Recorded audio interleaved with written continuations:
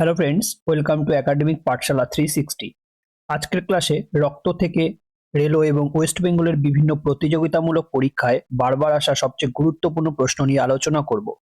পরীক্ষার দৃষ্টিকোণ থেকে টপিকটি অত্যন্ত গুরুত্বপূর্ণ, তাই ভিডিওটি শেষ পর্যন্ত দেখো এবং নিজের প্রস্তুতি যাচাই করে নাও। চলো শুরু করা যাক। দেখো, রক্তের সমস্ত চ্যাপ্টারকে আমি কিছু সেকশনে ভাগ করেছি এবং প্রত্যেকটা সেকশন থেকে কিছু প্রশ্ন আনার চেষ্টা করেছি। দেখো, প্রথম হচ্ছে গিয়ে ব্লাড কম্পোজিশন এবং প্রপার্টিজ, রক্তের উপাদান এবং ধর্ম সম্পর্কে কিছু প্রশ্ন দেখে নাও। দেখো, প্রথম প্রশ্ন বলা আছে, একজন প্রাপ্তবয়স্ক সুস্থ মানুষের শরীরে ওজনের প্রায় কত শতাংশ রক্ত থাকে? প্রতিটা প্রশ্নই কিন্তু কোনো না কোনো পরীক্ষায় এসছে, তো পুরো ক্লাসটা নিজেরা দেখো এবং কটা প্রশ্ন উত্তর দিতে পারলে সেটাও চেক করে নাও। তাহলে একজন প্রাপ্তবয়স্ক সুস্থ মানুষের শরীরে ওজনের প্রায় কত শতাংশ রক্ত থাকে? 2%, 7%, 15% না 20%? উত্তর হয়ে যাবে কোনটা? উত্তর হয়ে যাবে অপশন বি, 7% থাকে। আমাদের বডির ওয়েট যতটা, তার 7% আমাদের দেহে রক্ত থাকে। বোঝা গেল? নেক্সট দেখো, একজন সুস্থ পূর্ণবয়স্ক মানুষের শরীরের ওজনের প্রায় 7 থেকে 8% রক্ত থাকে। গড়ে একজন সুস্থ মানুষের দেহে 5 থেকে 6 লিটার রক্ত থাকে। ওকে, যদি প্রশ্ন আসে কত লিটার, 5 থেকে 6, এটাও প্রশ্ন আসে, কিন্তু বেশি আসে পার্সেন্টেজটা, কত পার্সেন্ট। ওকে, নেক্সট দেখো,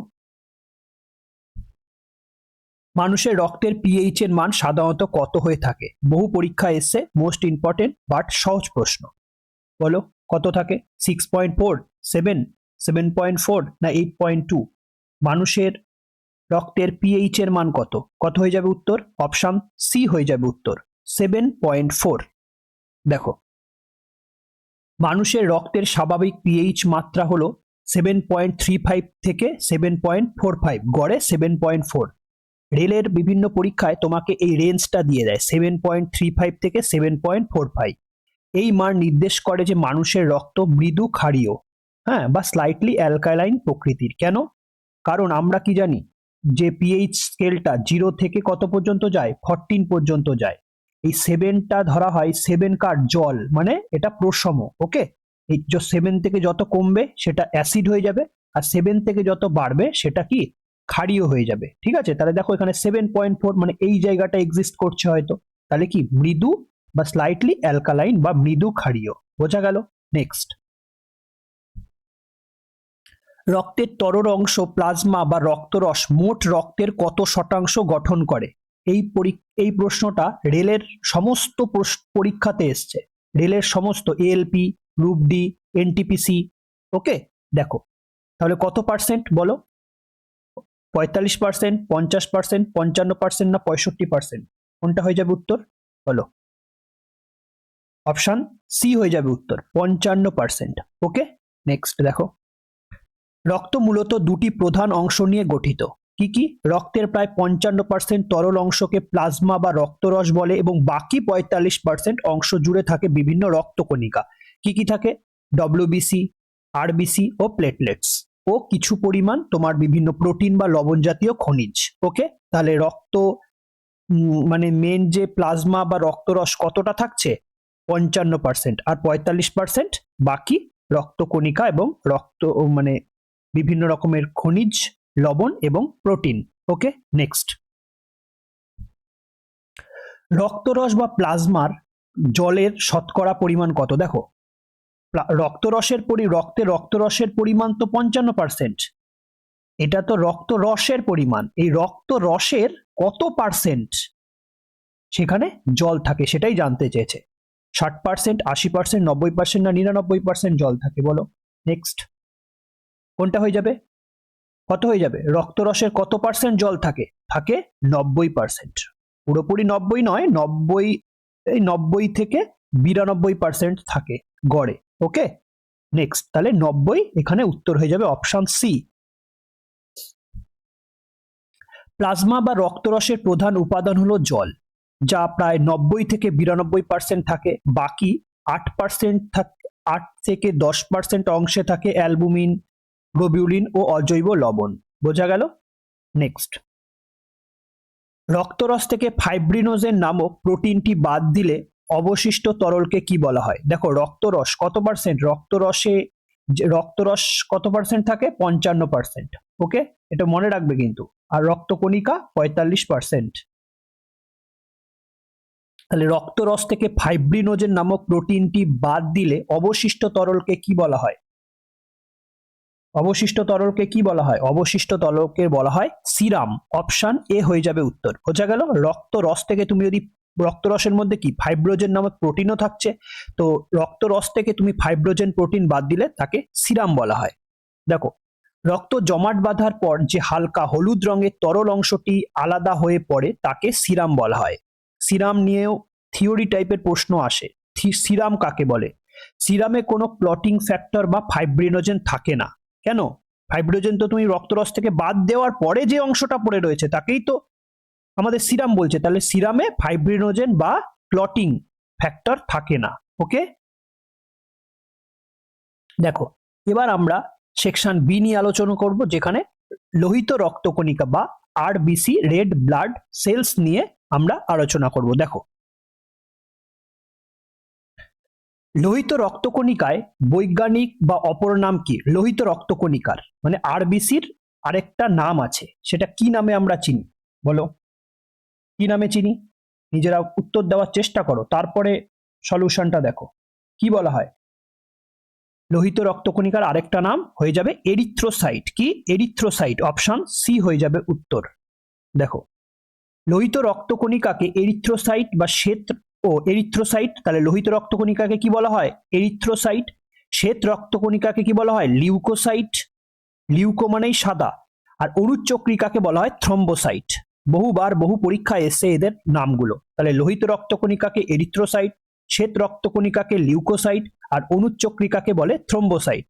মনে থাকবে? নেক্সট, মানুষের লোহিত রক্তকণিকার গড় আয়ু বা জীবনকাল কতদিন? মোস্ট ইম্পর্টেন্ট একটা প্রশ্ন, বাট সহজ প্রশ্ন। বলো, 20 দিন, 60 দিন, 120 দিন না 180 দিন? উত্তর হয়ে যাবে কোনটা? উত্তর হয়ে যাবে অপশন সি, 120 দিন। নেক্সট, মানুষের লোহিত রক্তকণিকার গড় আয়ু প্রায় 120 দিন বা 4 মাস। কত? 4 মাস।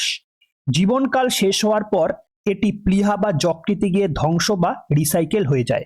তাহলে আরবিসি যেটা লোহিত রক্তকণিকা, সেটা ধ্বংস হয় কোথায়? প্লীহাতে ও যকৃতে গিয়ে ধ্বংস হয়ে বা রিসাইকেল হয়ে যায়। ওকে, নেক্সট, প্রাপ্তবয়স্ক মানুষের লোহিত রক্তকণিকা শরীরে কোথায় উৎপন্ন হয়? মানে আরবিসি বা মানে প্রাপ্তবয়স্কদের শরীরে কোথায় উৎপন্ন হয় এটাই জানতে চেয়েছে। প্লীহা, যকৃৎ, লাল অস্থিমজ্জা না হলুদ অস্থিমজ্জা? বলো, কোথায় আরবিসি তৈরি হয়?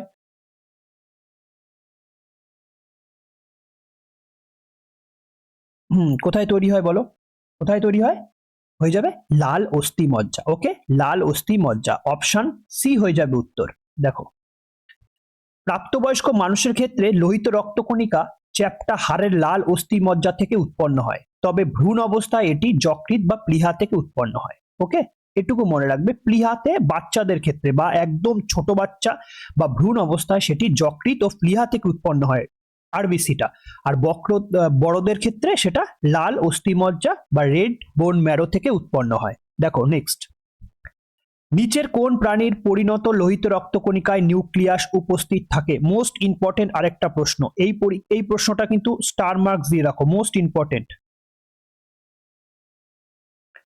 লোহিত কোন প্রাণীর লোহিত রক্তকণিকায় নিউক্লিয়াস উপস্থিত থাকে? মানুষ, গরু, উট না ইঁদুর? উত্তর হয়ে যাবে কোনটা? বলো, এটা উত্তর হয়ে যাবে উট। অপশন সি হয়ে যাবে উত্তর। ওকে, লোহিত রক্তকণিকায় কি পাওয়া যায়? নিউক্লিয়াস পাওয়া যায়। আমাদের গরুর কারোরই পাওয়া যায় না। স্তন্যপায়ী প্রাণীদের পরিণত লোহিত রক্তকণিকায় সাধারণত কোনো নিউক্লিয়াস থাকে না, যাতে বেশি পরিমাণ হিমোগ্লোবিন থাকতে পারে। কেন থাকে না? যদি না থাকে তার জন্যই বেশি পরিমাণে তার জায়গাটায় কি থাকছে? হিমোগ্লোবিন থাকতে পারে। তবে উট ও লামা ব্যতিক্রম। উট সবাই চেনো, লামাও একটা প্রাণী, ঠিক আছে? এর ব্যতিক্রম, এদের লোহিত রক্তকণিকায় নিউক্লিয়াস থাকে। এটা মনে রাখবে, উট আর লামাতে এদের লোহিত রক্তকণিকায় নিউক্লিয়াস থাকে।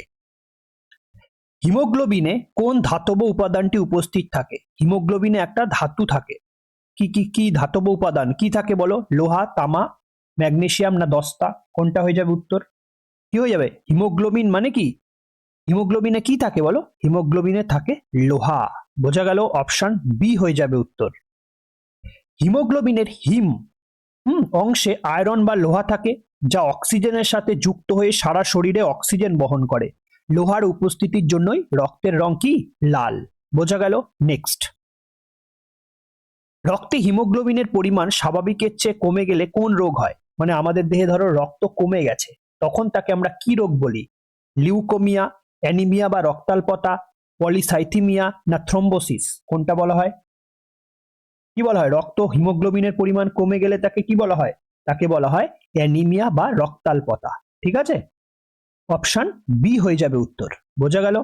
দেখো, রক্তে লোহিত রক্তকণিকা বা হিমোগ্লোবিনের ঘাটতি হলে শরীরের কোষে অক্সিজেন সরবরাহ কমে যায়। এই অবস্থাকে অ্যানিমিয়া বা রক্তাল্পতা বলা হয়। দেখো, এবার আমরা সেকশন সি নিয়ে আলোচনা করব। সেকশন সি তে কি আছে? White blood cells and platelets, মানে শ্বেত রক্তকণিকা আর অনুচক্রিকা। আর আগের পার্টে আমরা কি করলাম? সেটা হচ্ছে আরবিসি বা রেড ব্লাড সেলস। ঠিক আছে, দেখো,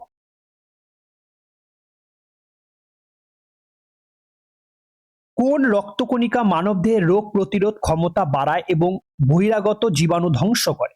ঠিক আছে, আমাদের দেহটাকে ডিফেন্সের সিস্টেমের কাজ করে। কোন রক্তকণিকা বলো? লোহিত রক্তকণিকা, শ্বেত রক্তকণিকা, অনুচক্রিকা না প্লাজমা প্রোটিন? কোনটা আমাদের দেহের ডিফেন্স সিস্টেম হিসাবে কাজ করে? কোনটা হয়ে যাবে উত্তর? হয়ে যাবে ডব্লিউবিসি, শ্বেত রক্তকণিকা। বোঝা গেল? শ্বেত রক্তকণিকা। শ্বেত রক্তকণিকা বা লিউকোসাইট মানব দেহে ক্ষতিকর ব্যাকটেরিয়া, ভাইরাস এবং বহিরাগত ক্ষতিকর উপাদান ধ্বংস করে আমাদের বিভিন্ন রোগের হাত থেকে রক্ষা করে। ওকে, নেক্সট দেখো, শ্বেত রক্তকণিকার কোন উপাদানটি ফ্যাগোসাইটোসিস পদ্ধতিতে সরাসরি জীবাণু গ্রাস করে? লিম্ফোসাইট, বেসোফিল, নিউট্রোফিল না ইওসিনোফিল? কোনটা? শ্বেত রক্তকণিকার কোন উপাদানটি ফ্যাগোসাইটোসিস পদ্ধতিতে সরাসরি জীবাণু গ্রাস করে? 13 নম্বর প্রশ্ন, উত্তর বলো। উত্তর কোনটা হয়ে যাবে? উত্তর হয়ে যাবে নিউট্রোফিল। বোঝা গেল? নিউট্রোফিল। শ্বেত রক্তকণিকায় নিউট্রোফিল এবং মনোসাইট ফ্যাগোসাইটোসিস পদ্ধতিতে শরীরের ভেতরে প্রবেশ করা ক্ষতিকর ব্যাকটেরিয়া সরাসরি গ্রাস করে ধ্বংস করে। তাহলে উত্তর হয়ে যাবে কি কি? নিউট্রোফিল আর মনোসাইট। ওকে, এটা নিউট্রোফিল অপশনে আছে, তাই নিউট্রোফিল উত্তর হয়ে যাবে। দেখো, রক্তে শ্বেত রক্তকণিকার সংখ্যা অনিয়ন্ত্রিতভাবে বেড়ে গেলে বা বৃদ্ধি পেলে কোন রোগ হয়? অ্যানিমিয়া, লিউকোমিয়া, লিউকোপেনিয়া না হিমোফিলিয়া? কোনটা হয়ে যাবে উত্তর বলো? মানে ডব্লিউবিসি সংখ্যায় প্রচুর পরিমাণে বেড়ে গেছে, তখন আমরা তাকে কি বলবো? তখন তাকে আমরা বলবো লিউকোমিয়া। অপশন বি হয়ে যাবে উত্তর। কি বলবো? লিউকোমিয়া। শ্বেত রক্তকণিকার সংখ্যা খুব বেশি ও অস্বাভাবিক বেড়ে গেলে রক্তে ক্যান্সার দেখা দেয়, যা চিকিৎসা বিজ্ঞানের ভাষায় লিউকোমিয়া বা ব্লাড ক্যান্সার বলা হয়। মানে কি? ডব্লিউবিসি বেড়ে গেছে। ডব্লিউবিসি যদি আমাদের শরীরে বেড়ে যায়, তাহলে তাকে আমরা ব্লাড ক্যান্সার বা লিউকোমিয়া বলি। ঠিক আছে, নেক্সট, অ্যালার্জির আক্রমণ এবং পরজীবী সংক্রমণের বিরুদ্ধে প্রতিরোধ গড়ে তোলে কোন শ্বেত রক্তকণিকা? মানে অ্যালার্জি প্রতিরোধ করে। ঠিক আছে, কোনটা? নিউট্রোফিল, ইওসিনোফিল, মনোসাইট না লিম্ফোসাইট? বলো, কোনটা হয়ে যাবে উত্তর? কোনটা হয়ে যাবে? উত্তর হয়ে যাবে ইওসিনোফিল। ওকে, ইওসিনোফিল, অপশন বি হয়ে যাবে উত্তর। দেখো, শরীরে অ্যালার্জি বা কৃমির সংক্রমণ হলে রক্তে ইওসিনোফিলের সংখ্যা উল্লেখযোগ্যভাবে বৃদ্ধি পায়। এটি হিস্টামিন নামক রাসায়নিকের প্রভাব নিয়ন্ত্রণে সাহায্য করে। হিস্টামিন, ওকে, হিস্টামিন সে ক্ষরণ করে বা মানে নামক রাসায়নিকের প্রভাব নিয়ন্ত্রণ করে, অ্যালার্জি ও কৃমির সংক্রমণ রক্ষা করে। তাহলে কে? ইওসিনোফিল। অনুচক্রিকা বা প্লেটলেটের প্রধান কাজ কি? মানে আমাদের যে অনুচক্রিকা রয়েছে তার প্রধান কাজটা কি? অক্সিজেন পরিবহন করা, রোগ প্রতিরোধ করা, রক্ততঞ্চন বা জমাট বাঁধতে সাহায্য করা না হরমোন সরবরাহ করা? কোনটা হয়ে যাবে উত্তর বলো? উত্তর হয়ে যাবে কোনটা? অনুচক্রিকা বা প্লেটলেটের কাজ কি? মেন কাজই হচ্ছে ব্লাড ক্লটিং, রক্তটাকে সে জমাট বাঁধতে সাহায্য করে। ওকে, অপশন সি। অনুচক্রিকার প্রধান কাজ হলো শরীরের কোনো স্থানে কেটে গেলে সেখানে রক্ত জমাট বাঁধতে সাহায্য করে বা ব্লাড কোয়াগুলেশন বা যা অতিরিক্ত রক্তপাত বন্ধ করে। তাহলে অনুচক্রিকার প্রধান কাজ কি? সেটা রক্ত জমাট বাঁধতে সাহায্য করে। নেক্সট, ডেঙ্গু জ্বর হলে মানবদেহে নিচের কোনটির সংখ্যা দ্রুত হ্রাস পেতে শুরু করে? ডেঙ্গু জ্বর হলে কি হয় আমাদের দেহে? লোহিত রক্তকণিকার সংখ্যা কমে যায়, না শ্বেত রক্তকণিকার সংখ্যা কমে যায়, না অনুচক্রিকার সংখ্যা কমে যায়, না হিমোগ্লোবিনের সংখ্যা কমে যায়? বলো কি হয়ে যায়? অপশন সি হয়ে যাবে উত্তর, অনুচক্রিকা। ওকে, মানে অনুচক্রিকার সংখ্যা প্রচন্ড কমে যায়, তার জন্যই আমাদের দেহে যখন ডেঙ্গু জ্বর হয়। ওকে, নেক্সট, ডেঙ্গু ভাইরাসের আক্রমণের ফলে অস্থিমজ্জায় প্লেটলেট উৎপাদন ব্যাহত হয় এবং রক্তে থাকা অনুচক্রিকা বা প্লেটলেটের সংখ্যা দ্রুত কমতে থাকে। বোঝা গেল? দেখো এবার সেকশন ডি তে কি আছে? ব্লাড ক্লটিং মেকানিজম বা রক্ততঞ্চন পদ্ধতি। ঠিক আছে, আমরা ব্লাড ক্লটিং নিয়ে কিছু প্রশ্ন আলোচনা করব। দেখো, সুস্থ মানুষের শরীরের ভেতরে রক্তনালীতে রক্ত জমাট বাঁধে না কার উপস্থিতির কারণে? দেখো আমাদের বডির ভেতরে তো রক্ত জমাট বেঁধে যেতে পারে, ঠিক আছে, কিন্তু কোনটার উপস্থিতির কারণে আমাদের দেহের ভেতরে রক্ত জমাট বাঁধে না? ফাইব্রিন, হেপারিন, থ্রম্বিন না অ্যালবুমিন? কোনটা হয়ে যাবে উত্তর? উত্তর হয়ে যাবে অপশন বি, হেপারিন। ওকে, হেপারিন হয়ে যাবে উত্তর। হেপারিনের উপস্থিতির কারণে আমাদের দেহের ভেতরে রক্ত জমাট বাঁধে না। দেখো আমাদের যকৃৎ বা লিভার থেকে নিঃসৃত হেপারিন হলো একটি প্রাকৃতিক অ্যান্টিকোয়াগুলেন্ট, মানে যা শরীরের স্বাভাবিক রক্তনালীর ভেতরে রক্ত জমাট বাঁধতে দেয় না। হেপারিন হয়ে যাবে উত্তর, হেপারিন। বোঝা গেল? মনে রাখবে এই নামটা। নেক্সট, রক্ততঞ্চন বা ব্লাড ক্লটিং প্রক্রিয়ার জন্য কোন ভিটামিনটি আবশ্যিক? কোন ভিটামিনটি জরুরি এই ব্লাড ক্লটিং বা রক্ত জমাট বাঁধতে সাহায্য করে? কে? Vitamin A, vitamin C, vitamin E না ভিটামিন কে? কোনটা হয়ে যাবে উত্তর? উত্তর কোনটা হয়ে যাবে? আমরা এই ভিটামিন চ্যাপ্টারে দেখো এটা কোন ভিটামিন হয়ে যাবে? Vitamin K. ওকে, বোঝা গেল? অপশন এ, ভিটামিন এ এর রাসায়নিক নাম কি? Retinol. Vitamin C ascorbic acid, vitamin E tocopherol, আর ভিটামিন কে ফাইলোকুইনন বা ন্যাপথোকুইনন। বোঝা গেল? নেক্সট, ভিটামিন কে যকৃতে প্রথম্বিন নামক রক্ততঞ্চনকারী বা ক্লটিং উপাদান তৈরি করতে সরাসরি সাহায্য করে। এই ভিটামিনের অভাবে রক্তক্ষরণ সহজে বন্ধ হয় না। বোঝা গেল? তাহলে ভিটামিন কে কিন্তু আমাদের দেহে রক্ততঞ্চনে সাহায্য করে। নেক্সট, রক্ত জমাট বাঁধার রাসায়নিক প্রক্রিয়ার কোন ধাতব আয়রনের ভূমিকা অনস্বীকার্য? মানে রক্ত যে জমাট বাঁধছে তার জন্য নিচের কোন আয়নটি গুরুত্বপূর্ণ ভূমিকা রয়েছে? Sodium ion, potassium ion, calcium ion না লোহা আয়ন? কোনটা হয়ে যাবে উত্তর? বলো কোনটা হয়ে যাবে? কে সাহায্য করে? ক্যালসিয়াম আয়ন সাহায্য করে। বোঝা গেল? Calcium ion. ওকে, নেক্সট, রক্ততঞ্চন বা ক্লটিং পদ্ধতির বিভিন্ন ধাপে ক্যালসিয়াম আয়ন বা ক্লটিং ফ্যাক্টর 4, বোঝা গেল, একটি অত্যন্ত প্রয়োজনীয় কোফ্যাক্টর হিসাবে রাসায়নিক বিক্রিয়াগুলোকে সচল রাখে। মোদ্দা কথা তোমাদের মনে রাখতে হবে, রক্ততঞ্চন বা ক্লটিং পদ্ধতিতে কে সাহায্য করে? Calcium ion. বোঝা গেল? Calcium ion. নেক্সট, আঘাত লাগলে রক্ত জমাট না বাঁধার মারাত্মক বংশগত রোগটিকে কি বলা হয়? ধরো কোনো মতে আমাদের বডির কোনো জায়গা কেটে গেল বা আঘাত লেগে কেটে গেল, তাহলে সেখান থেকে রক্ত বেরিয়ে যাচ্ছে এবং থামছে না, তাহলে তার দেহে একটা রোগ রয়েছে। কি রোগ রয়েছে? দেখো, থ্যালাসেমিয়া, হিমোফিলিয়া, লিউকোমিয়া না অ্যানিমিয়া? কোন রোগটা রয়েছে তার বডিতে, তার জন্য রক্ত জমাট বাঁধছেই না? কি কোনটা হয়ে যাবে উত্তর? অপশন বি হয়ে যাবে উত্তর। ওকে, হিমোফিলিয়া। হিমোফিলিয়া হিমোফিলিয়া হলো একটি লিঙ্গ সংযোজিত বা সেক্স লিঙ্ক জিনগত ত্রুটি। এই রোগে আক্রান্ত ব্যক্তির শরীরে নির্দিষ্ট ক্লটিং ফ্যাক্টরের অভাবে রক্ত জমাট বাঁধে না এবং সামান্য আঘাতেই একটানা রক্তপাত হয়। ওকে, হিমোফিলিয়া রোগ হলে আমাদের দেহে সহজে রক্ত জমাট বাঁধতে চায় না। নেক্সট, দেখো সেকশন বি তে এবার ব্লাড গ্রুপস এবং ট্রান্সফিউশন বা রক্তের গ্রুপ এবং সঞ্চালন নিয়ে আলোচনা করব। দেখো কিছু প্রশ্ন আছে এখানে, মোস্ট ইম্পর্টেন্ট। দেখো,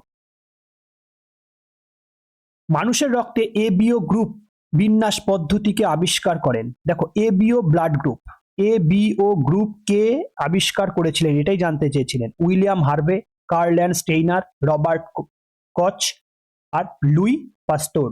কে বলো অপশন কোনটা হয়ে যাবে উত্তর? এবিও ব্লাড গ্রুপ কে আবিষ্কার করেন? কে আবিষ্কার করেন?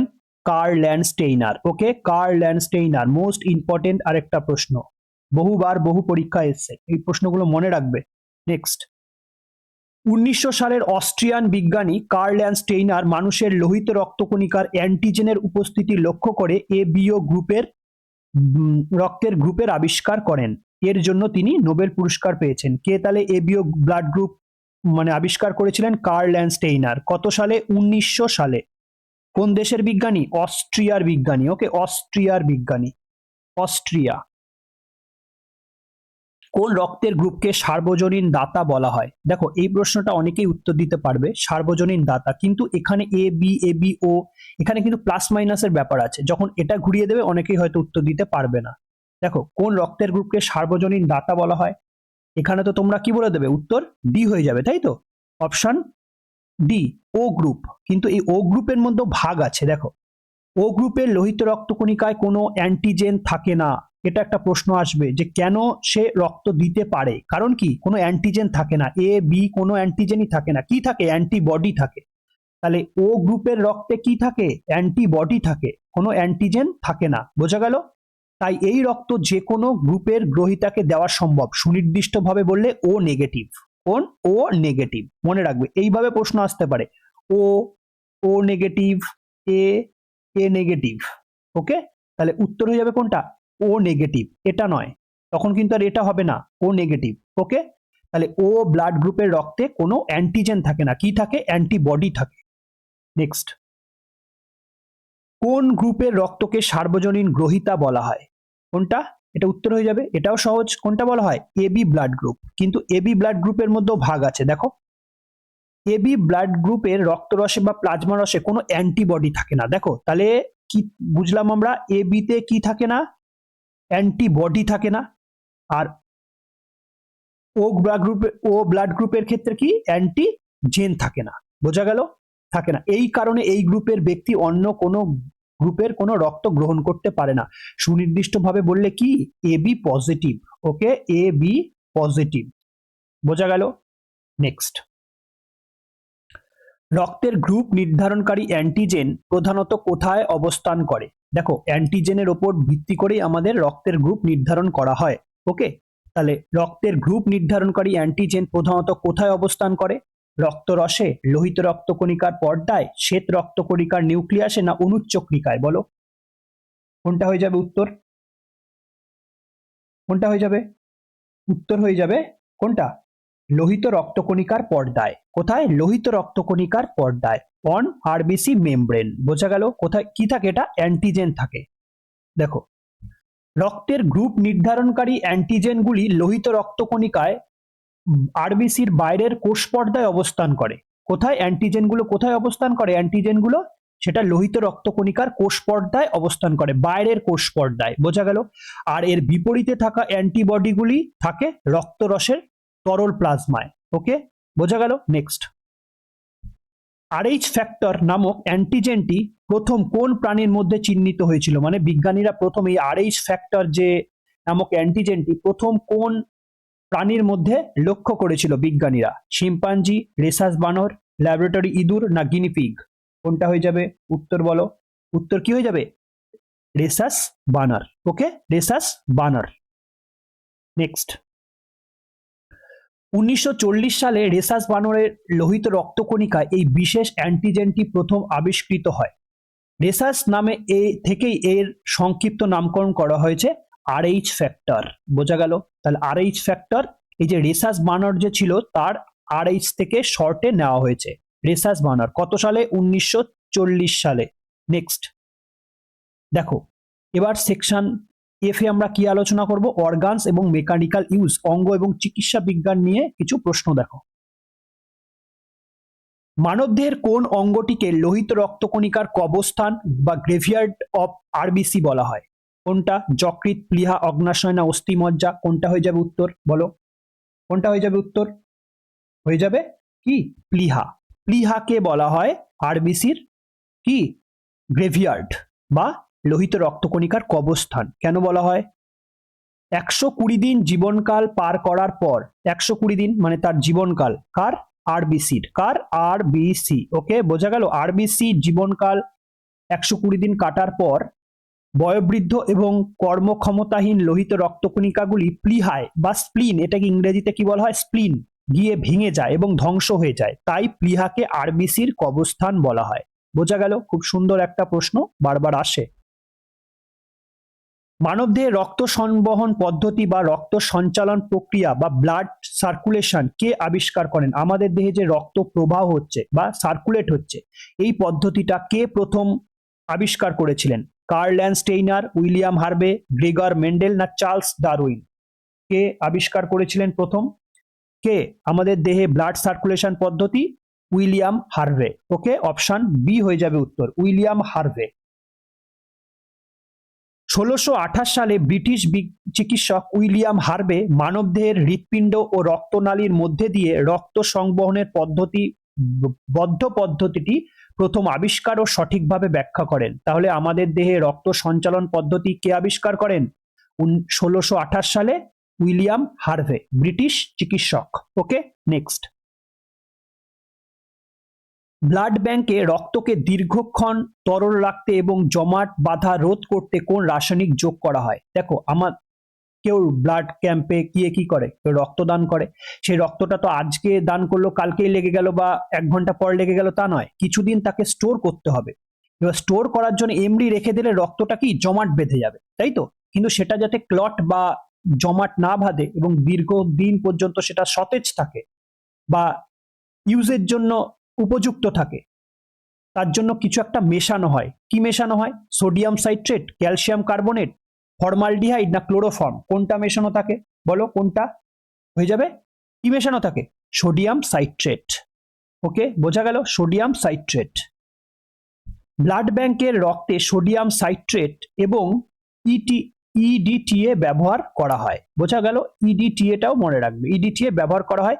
এটি রক্তের ক্যালসিয়াম আয়নের কার্যকারিতা নষ্ট করে রক্ত জমাট বাঁধার প্রক্রিয়াকে বন্ধ করে। দেখো, রক্তের মধ্যে কি বলেছিলাম? রক্তে তোমার থাকবে Ca+2 ক্যালসিয়াম আয়ন, তাই তো? এই Ca+2 কি করে? রক্তকে জমাট বেঁধে দেবে, মানে বাঁধিয়ে দেবে।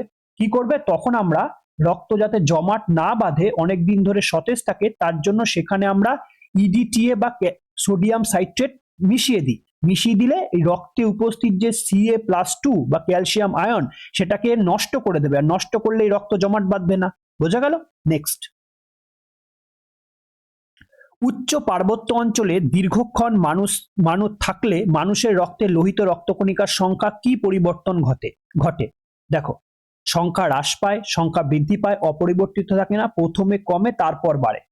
কি হয়ে যাবে? ধরো উঁচু জায়গায় তুমি রয়েছো অনেকক্ষণ ধরে, তখন কি হবে? তখন আরবিসির সংখ্যা কি হতে থাকবে বলো? আরবিসির সংখ্যা ধীরে ধীরে বৃদ্ধি পেতে থাকবে, সংখ্যা ধীরে ধীরে বৃদ্ধি পেতে থাকবে। বুঝতে পারলে কেন? কারণ হাই অল্টিটিউড বা হাই উচ্চতায় অক্সিজেন লেভেল প্রচুর কম থাকে, অক্সিজেন লেভেল প্রচুর কম থাকে। কিন্তু তোমাকে তো ভালোভাবে শ্বাস প্রশ্বাস নিতে হবে। তখন কি করতে হবে? তখন আরবিসির সংখ্যা যদি বেড়ে যায়, তখন কি অক্সিজেন তোমার সেই জায়গাটা প্রবলেম হবে না। ঠিক আছে? যত আরবিসি বাড়বে তত কি অক্সিজেন লেভেলটা টানবে, আর অক্সিজেন টানলে তুমি ঠিকঠাক ভাবে থাকতে পারবে। তাই হাই অল্টিটিউডে অলওয়েজ আরবিসির সংখ্যা ধীরে ধীরে বাড়তে থাকবে। নেক্সট। উঁচু পাহাড়ি এলাকায় বায়ুমণ্ডলে অক্সিজেনের চাপ কম থাকে, তাই শরীরের কোষে পর্যাপ্ত অক্সিজেনের সরবরাহ বজায় রাখার জন্য মানুষের কিডনি থেকে এরিথ্রোপয়েটিন হরমোন ক্ষরণ হয়, যা দ্রুত লোহিত রক্তকণিকার উৎপাদন বাড়িয়ে দেয়। তাহলে এরিথ্রোপয়েটিন মনে রাখবে। কোন হরমোন ক্ষরণ হয়? এরিথ্রোপয়েটিন। যদি বলা হয় হাই উচ্চতায় কোন হরমোন ক্ষরিত হয়? এরিথ্রোপয়েটিন। নেক্সট। রক্তে কোলেস্টেরল এবং লিপিডের মাত্রা স্বাভাবিকের চেয়ে অতিরিক্ত বৃদ্ধি পেলে ধমনীর প্রাচীর শক্ত ও সংকীর্ণ হয়ে যাওয়ার ঘটনাটাকে কি বলা হয়? দেখো, আমাদের দেহে যদি কোলেস্টেরল বা লিপিড অতি উচ্চ মাত্রায় বেড়ে যায়, তাহলে আমাদের ধমনীর প্রাচীর শক্ত ও সংকীর্ণ মানে সরু হয়ে যায়, তাই তো? ধরো এইটা ধমনী ছিল, এই জায়গায় লিপিড জমা হয়ে গেছে, তাহলে কি এই জায়গাটা সরু হয়ে গেল। বোঝা গেল? ঘটনাটাকে কি বলা হয়? অ্যানিমিয়া, এরিথ্রোক্লোরোসিস না লিউকোমিয়া না হিমোফিলিয়া? কোনটা বলা হয়? কি বলা হয়? এরিথ্রোক্লোরোসিস। ঠিক আছে, অপশন বি হয়ে যাবে উত্তর। বোঝা গেল? নেক্সট দেখো, রক্তে ফ্যাটি উপাদান বা কোলেস্টেরল জমলে ধমনীর ভেতরের পথ ছোট হয়ে যায় এবং রক্ত চলাচলে বাধা সৃষ্টি হয়, একে এরিথ্রোক্লোরোসিস বলা হয়। এর ফলে হার্ট অ্যাটাকের ঝুঁকি বাড়ে। কারণ কি? পর্যাপ্ত অক্সিজেন পৌঁছাতে পারে না। কেন? সরু হয়ে গেছে রাস্তা, ধমনীর রাস্তা। সেই প্রসেসটাকে কি বল, সেই ঘটনাটাকে কি বলা হয়? এরিথ্রোক্লোরোসিস। মনে থাকবে। নেক্সট দেখো, আজ সেশন এইটুকুই। এখানে টোটাল 31 প্রশ্ন এবং সেগুলোর বিস্তারিত আলোচনা করা হয়েছে। তোমরা এই 31টা প্রশ্নের মধ্যে কটা প্রশ্ন পেরেছো সেটা অবশ্যই কমেন্ট বক্সে জানাও, এবং প্রশ্নগুলো মনোযোগ দিয়ে করো। রক্ত রিলেটেড হয়তো যদি কোনো প্রশ্ন আসে এর মধ্যেই আসবে, আশা করা যাচ্ছে। ঠিক আছে, কারণ এগুলোই সমস্ত প্রশ্নগুলো বিভিন্ন পরীক্ষায় এসছে এবং সেখান থেকে আমি আনার চেষ্টা করেছি। এবং নিজেরা অবশ্যই প্র্যাকটিস সেশনটা মনোযোগ সহকারে করো। সেশনটি ভালো লাগলে অবশ্যই লাইক করবে, বন্ধুদের মধ্যে শেয়ার করবে এবং চ্যানেলটি সাবস্ক্রাইব করে অবশ্যই আমাদের পাশে থাকবে। ততক্ষণ সুস্থ থাকো, ভালো থাকো। জয় হিন্দ, জয় ভারত।